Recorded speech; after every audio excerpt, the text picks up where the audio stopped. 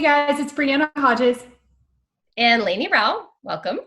So today we are going to kind of tackle, at least the beginning, we're going to try to tackle this idea of what's going to happen next, right? We've been kind of moving along through this quarantine, through responses to COVID-19, and in many places, you're either finishing up instruction, wrapping it up, or the end is in sight, right? And so what does this look like as we start looking at the fall? And news reports are coming out all over the place about what summer will look like, what fall will look like, all that kind of stuff. And so now let's talk about what that could or could not look like in the classroom. So here we go. Yeah, so let's just start off I think it's going to probably be a series because there's no way we could fit all this into one as we try and be brief and helpful episode.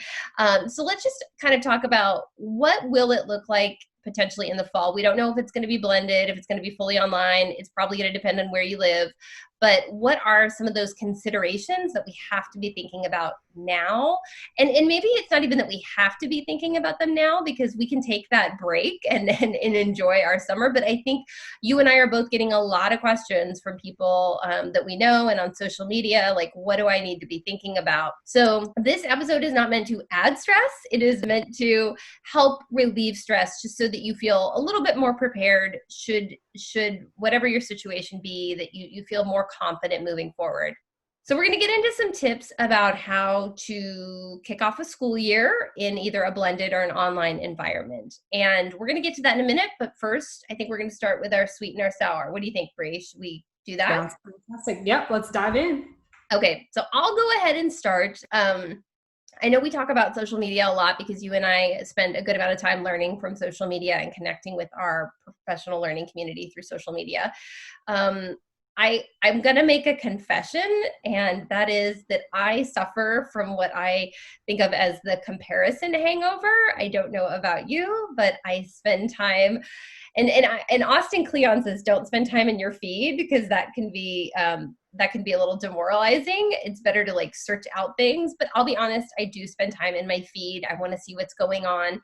And I see a lot of like amazing things happening, which I'm super happy about, but it sometimes makes me feel like I'm not doing enough. And this happens, by the way, on the parent side of me and the educator side of me. So as a parent, if I spend time on social media and I see someone doing like an amazing STEM project with their student or with their child, and I'm like, ooh, okay. Or I see something on social media where someone's posted some like amazing infographic and I'm like, well, I probably should have done that, but I didn't. So I don't know. Are you feeling the comparison hangover at all? Absolutely. I think that it's something that we navigate every day, right? And just like you said, it's in each aspect of our life, whether it's as a mom or as a wife or as a daughter or whatever the case is.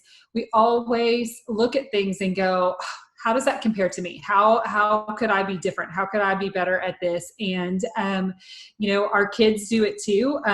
They bring it in. How come you didn't do this like so and so's mom did, or how come you weren't there, or any of those kind of things. And so I think it's definitely human nature to do that, and it's certainly one of those things. I don't think it was something that came on just through social media or through the interwebs or any of that. So I also want to throw that in there. But it definitely, we know that we are in the information age, right? We have a whole lot more information at our fingertips than we have ever before. And so with that comes a lot of comparison for sure. And yes, guilty across the board of all of those things.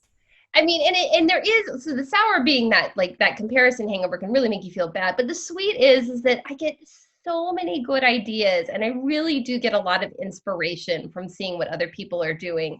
So I guess my note to self is to try not to compare myself to others. One thing that I read once was don't compare yourself where other people are, compare yourself to where you were before. So like trying to more monitor your growth as an individual rather than, well, I'm here and they're there kind of thing. I think that's maybe something that is helpful for me. And I not that I'm 100% good at it, but it's something that I'm working on and it's something I need to keep reminding myself.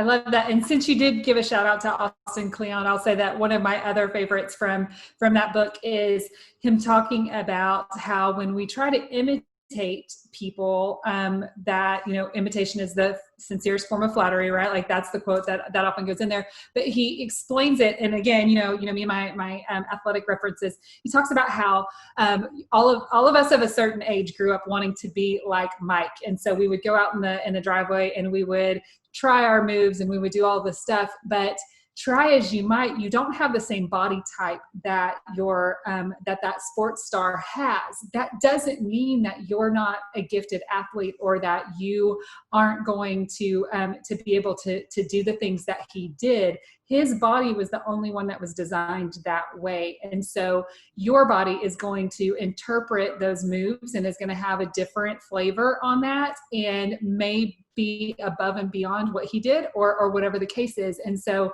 don't fall victim to the idea of there's only one way. And if I can't do it like that, then that means that, I'm either copying them or I'm, you know, not as good as they are. Instead, try to look at it through the lens of I'm doing it my way. I'm doing their thing my way. And that's okay. That's what makes us, you know, it's kind of like they say that there's only a certain number of stories. All of them are then variations off of that. I think that's the same thing about a lot of things. You know, meatloaf can be made in a lot of different ways. You just have your own flavor thrown in on it. Yep, absolutely.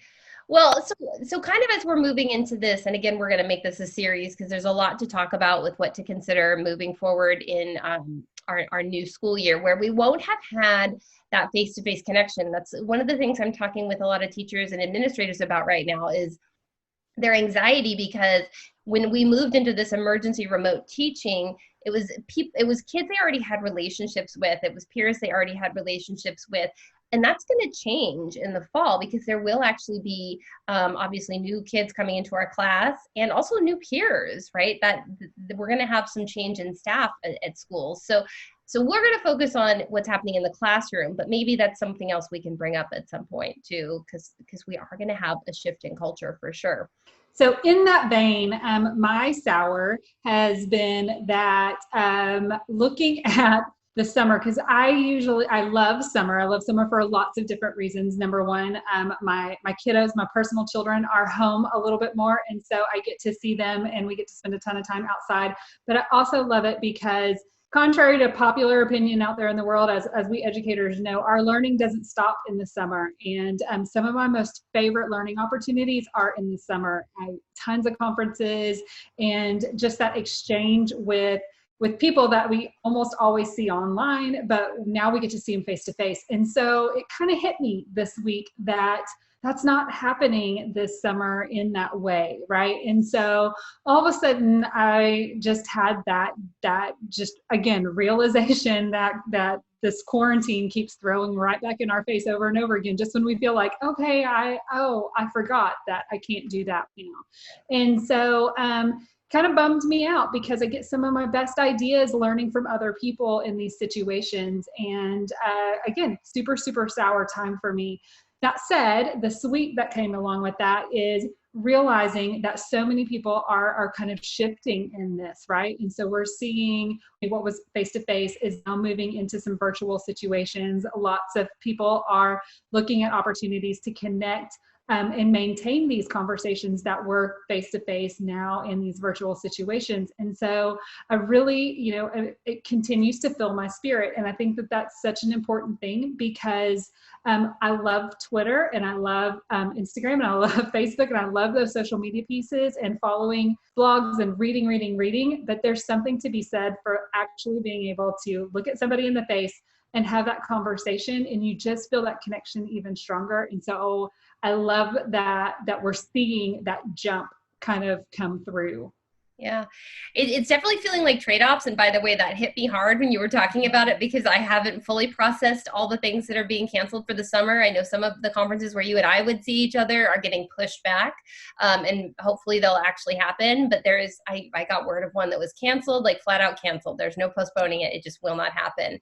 So there's definitely trade-offs because I'm missing those face-to-face, but I actually feel like you and I have gotten closer because we've actually spent more time talking like this than we would have. So there's trade-offs. And I also think that, I think I speak for you when I say that a lot of people maybe assume about us that we love online so much that we don't appreciate face-to-face, and that could not be further from the truth, right? We love face-to-face.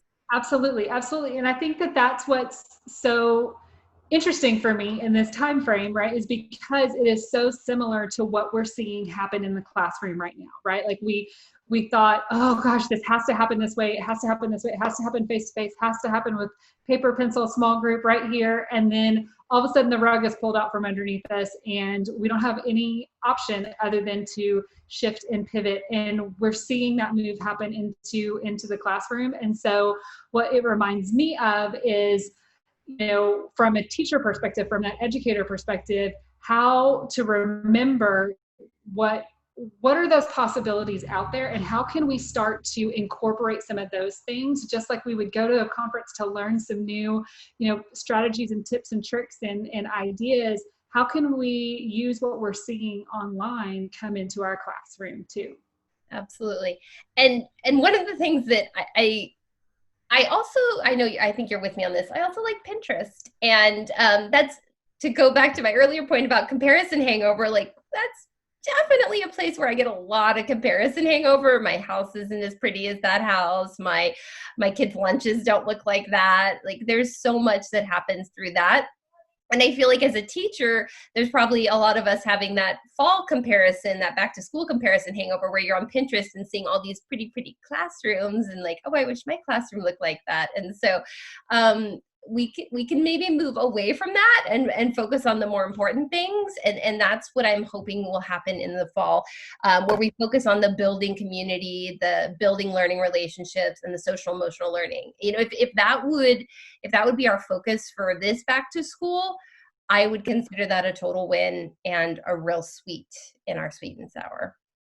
Absolutely. I think one of the things that's super important to remember in that is, if all you're doing is looking at a picture doesn't speak. A picture doesn't convey a lot of stuff, right? And, there's that quote out there that says, kids don't remember the classroom, kids remember the teacher. And I think that we have to remember that so much, because that picture might not evoke the relationships that are in there. And so how can we take something that might be inspirational, right?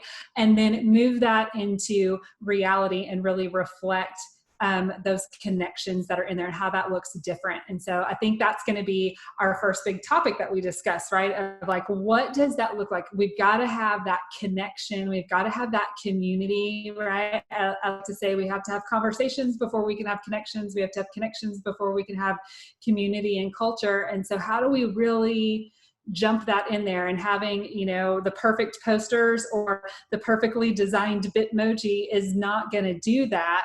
So how do we create this, especially like you said, in these times where we're not possibly going to have that face-to-face time to really, get that going.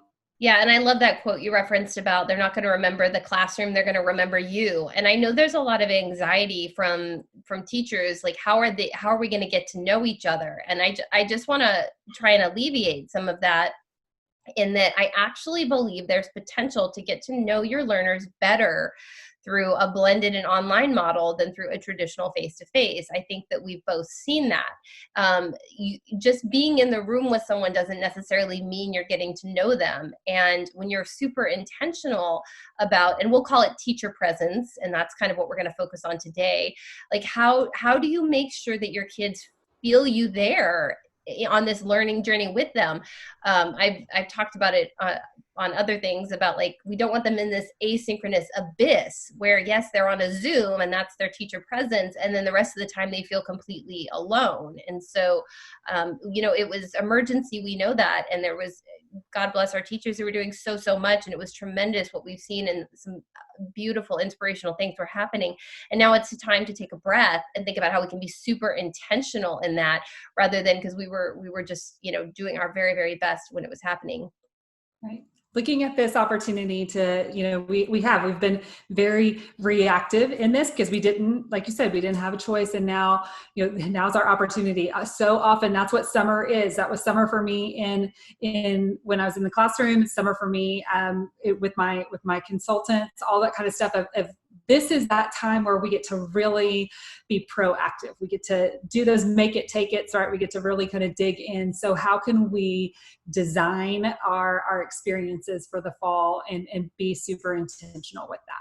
Yeah. All right. So Bree, let's give them some really practical tips about how we can create, like we said, that teacher presence, that feeling that your students will have that you're there with them on the entire journey. And so one of the things that we like to do is to create welcome videos or videos to introduce a topic. Videos can be really, really endearing and allow kids to feel like you're there with them. It's kind of nice that they can watch it over and over again. Maybe they're having a rough day and they need to feel like you're there. So it's kind of nice. And it makes it feel like it's humanizing. It lets them see that you're there. And the videos are a really nice way to do that asynchronously, because you might be having those web meetings, those video conference meetings synchronously, but to be able to give an opportunity to show your presence in an asynchronous way is really special. I don't know. What do you think? Absolutely. I think going back to what does your first day typically look like in that classroom? I know for me, my first day with all of my students was always about explaining who I was as a person, right? I would show pictures of my family. I would show pictures of my parents, my dogs, all of these things that were important to who I was as a teacher. I didn't really dive into, a lot of content or any of that kind of stuff. It was just creating that relationship. And so I think thinking through what your first day was like, designing those all about me types of things, both for yourself as well as how could you then turn that and engage with your students, right? So one of my favorite examples that I love from an elementary teacher was actually she was a first grade teacher. She was brand new to the school district, and Meet the Teacher happens before the school year started. And so she used Flipgrid, and she made a little video introducing herself. And then as the families came in, there was a little station that was set up in her classroom, and she asked the child to record something that they were either excited about or that they were nervous about for first grade, right? Because this was a new campus for the students as well. And so each one of the families did that, which was fantastic, right? But and she got to see a video of each one of those kiddos before she even really, got to know them. But the thing that was amazing that she did as a follow-up was that night she went in and then responded personally, just with a quick little 30-second video to each one of those students, right? So if there was, the 6-year-old that was like, oh my gosh, I'm really nervous because I just moved here and I don't know anybody. Well, this was her first year here too. So she could come in and say, you know what, I'm nervous too, but we're going to get to, me and I know you, and we're going to get through this together. And I can't wait to have an amazing year with you. And so really, really locked in those relationships. Both of those things can easily be done in an online situation. It's not dependent upon doing that, in a face-to-face classroom. But I think just thinking about those things, we crave seeing the people that we're going to be working with, even if it's just online, right? We want to see those faces and we want to hear those voices. And so looking for those ways is really fun. Well, I knew there was no way we were getting through this episode without saying Flipgrid at least a few times, because that is truly, just to be super practical, that is probably at this moment in time one of the best ways to do that, building community asynchronously through video, right? That's a great opportunity. And I want to point out that you gave a great example about kind of about me and getting to know your students, what a great way for peers also. And we're not going to make this episode a lot about the peer, like as in our colleagues, but that is a great way if you have new staff members to get to know them as well. So just kind of thinking about it from all angles, like how are we going to make sure that the people we would normally see in our classroom or in the break room, that's not happening or potentially won't happen. So how do we make those experiences happen in whatever we end up with, whether it's a blended or an online fully or back and forth. But I think that's so important. And play that further too, right? Like you could do that with parents or with families of, how can we get to know kids a little bit better? And remember, there's all kinds of privacy settings that with any kind of video platform. And so just explore that and remember that you can go in and it doesn't have to be open for everyone else to see each other's videos. You can, just put a prompt out there and then you as the teacher would be able to see those. So you can still protect privacy and things like that. But just like you said, how can we create and nurture those conversations and relationships in ways that'll really engage our community? And then I would also encourage folks with kids and adults to see what are ways that we can bring social emotional learning into this. And I think that often naturally happens in the beginning of the school year when we're building our culture, but to be super intentional with that and be thinking about what are ways that I could do getting to know me in a way that promotes social emotional practices. I think that would be, I know you and I have a laundry list of wishes of things that happen on the other side of this. We didn't ask for this, but if we could get some wins out of it, and I think that's one of them, is putting that social emotional first and focusing on the whole child. And I think that's a great opportunity to do that while we're talking about building community. Absolutely. And I think one of the wishes that I would have with that, putting on my secondary hat and putting on, my adult hat, is remembering that it's not just the field of dreams approach. Like just because you say I'm available doesn't mean people are going to come and talk to you. So how can you proactively do that? And I know that that's one of those things for me in managing blended opportunities and working asynchronously with learners out there, that I've always found sending a quick little 15-30-second video of, hey, it's Wednesday and these are the things that I need to do for you real quick. Let me know if you have any questions. Again, it's just like popping into your classroom. You wouldn't just write the instructions on the board and never step foot into your classroom. You need to be there to create that conversation and to let it be that two-way kind of dynamic. And I know, from that social emotional situation, I'm seeing that it's a huge concern for me right now, especially with our high school kids, is that they, even though we're saying, hey, I have these office hours posted, but nobody's coming to them. Okay, well, that's like standing in front of your class and saying, does anybody have any questions? They never have any questions until you're finished, right? Yep. And so how can we proactively reach out to them? How can, a 15-second, like I said, a 15-second little video message of, hey, I just wanted to check in on you. How's everything going?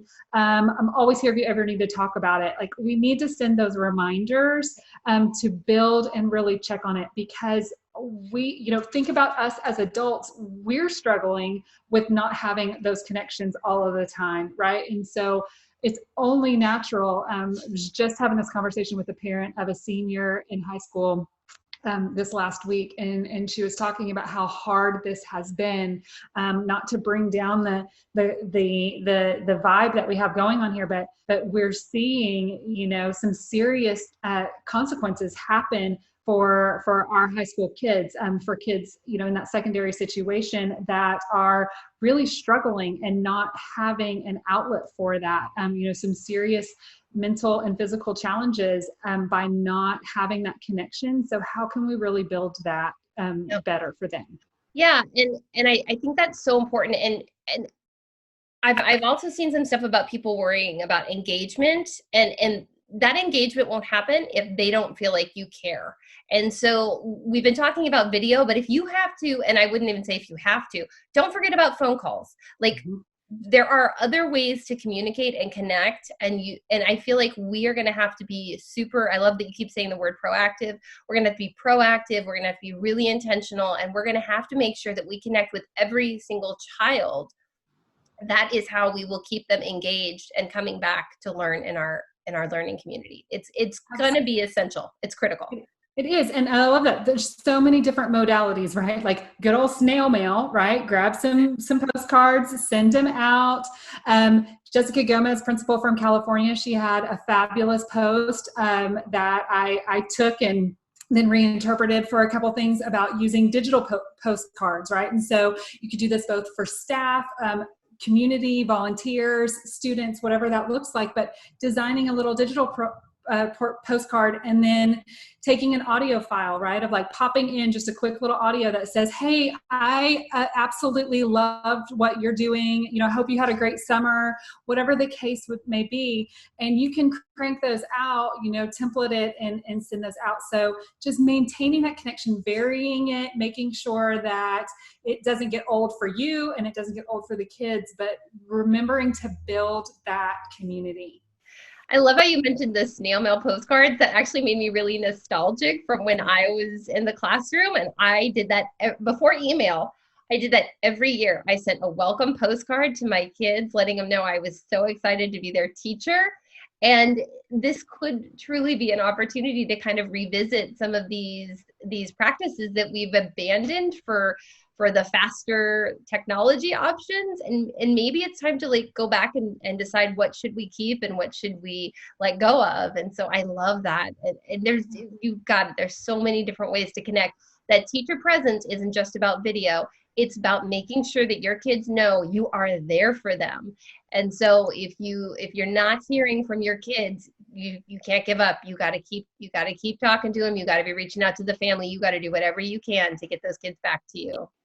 Right. It's just like being a parent, right? Whenever you ask your kids how the day was and they say good, and they don't ask, you know, that you got to prime, you know, you got to pull it out of them. And it's that same thing. We've got to find those situations to create that conversation and keep it going. And it's such, you know, it's a gold standard cornerstone of the blended environment is to maintain that human contact and really have that conversation and let people know that you're there, that you're not some weird, you know, computer configuration that's like a hologram in a different building, right? Like you're human. And you know, I used to do that for my students, my college kids. I would sit in the parking lot.